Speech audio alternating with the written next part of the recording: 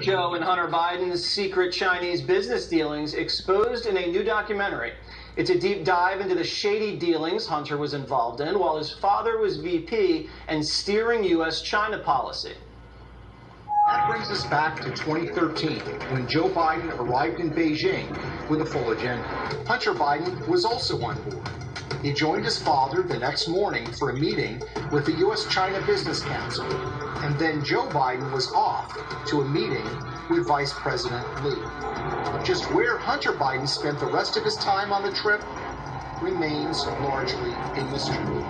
One of the biggest bombshells involves one of Hunter's partners trying to steal U.S. secrets, and Hunter himself bypassing laws that benefited the Chinese military.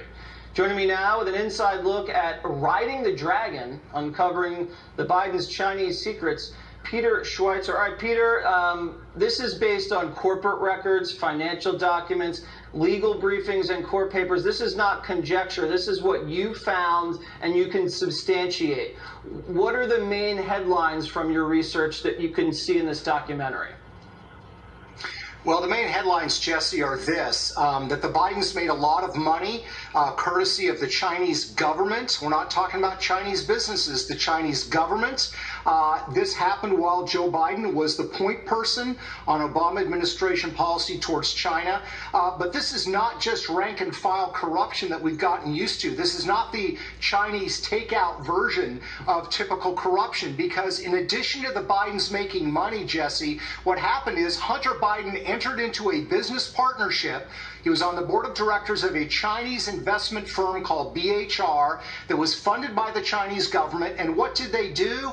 They started acquiring companies that were beneficial to the Chinese military. They were an anchor investor in something called China General Nuclear, which ended up being charged by our FBI for stealing nuclear secrets in the United States. They ended up buying part of an American dual-use technology company, meaning it produces technology that has civilian and military application.